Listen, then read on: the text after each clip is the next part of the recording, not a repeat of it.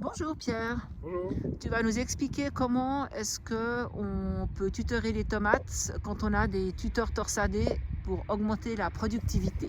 Oui, Merci. c'est vrai. Alors, la première chose qu'on va faire, c'est on va chercher un gourmand qui nous intéresse. Donc les gourmands, c'est tout ce qui pousse dans les entrenœuds. Par exemple, ça c'est un gourmand, Mhm. ça c'est un gourmand, ça c'est un gourmand, D'accord, ça c'est un gourmand aussi. C'est toujours entre la feuille et la tige principale. d'accord, C'est une sauvegarde pour la plante en fait, qui est dans toutes les plantes d'ailleurs. Si je coupe là cette tige, au moins elle peut repartir, elle peut toujours faire des fruits et des graines. Donc, d'accord. perpétuer l'espèce. L'idée en fait c'est que je veux chercher à avoir un gourmand qui soit au moins à 20 cm.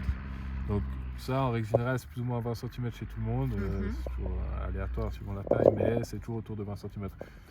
Du coup je vois que là je suis plus ou moins à 20 cm, ça tombe bien, ils me plaisent bien, ils sont bien développés, c'est pas mal. Tout le reste en bas là, je vais l'enlever, l'idée c'est de l'enlever le plus tôt possible pour que je puisse, l'idéal c'est de pouvoir l'enlever avec les ongles Mhm. pour faire le moins de blessures possible.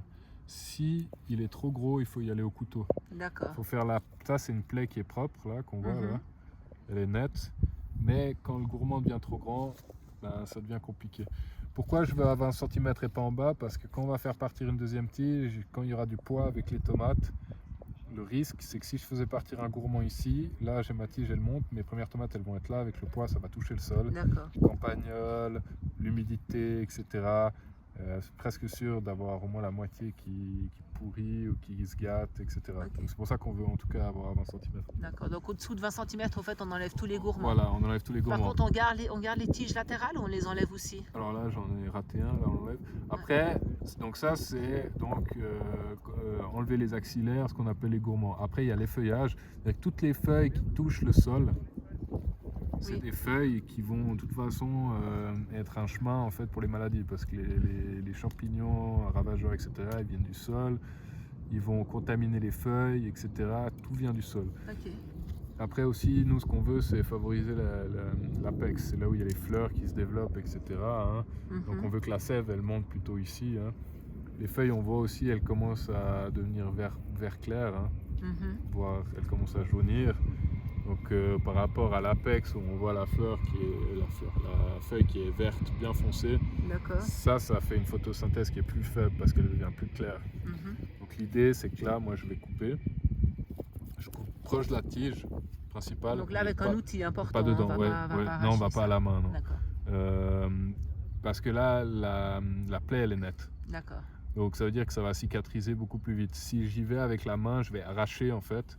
Et l'idée c'est si tu t'ouvres, tu préfères y aller avec un scalpel qu'avec une scie.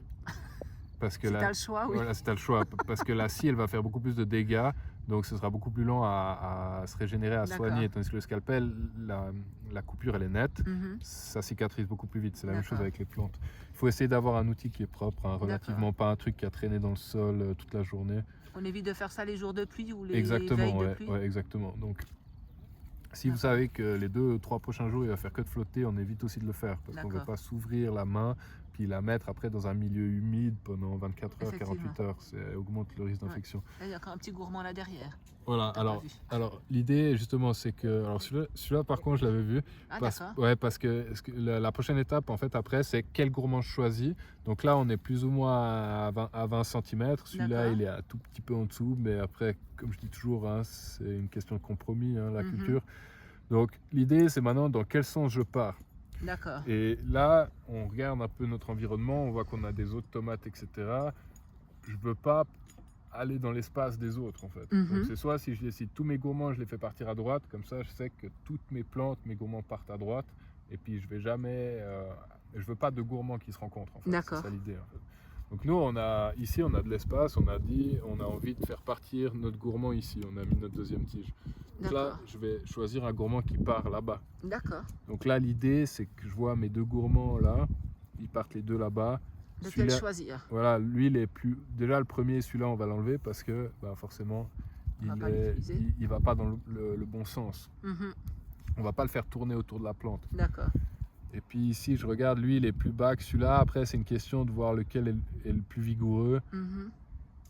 celui-là il est plus vigoureux, il a déjà plus de feuilles. D'accord, Là il commence déjà à faire les premières fleurs là, ok, on le voit ici là. d'accord.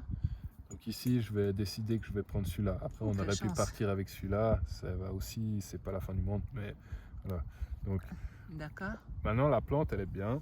Là je touche pas le sol, donc j'enlève pas la feuille. Il faut quand même qu'elle puisse faire de la photosynthèse. Faut pas enlever toutes les feuilles évidemment parce que sinon voilà.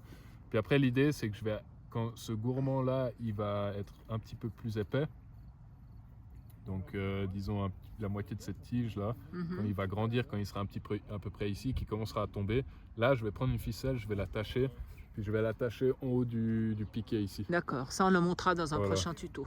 Et je vais guider ensuite ma tige par là. Ici on a un autre gourmand, je vais pas l'enlever tout de suite, Et pourquoi? parce que je sais pas ce qui va se passer avec ma tige ici.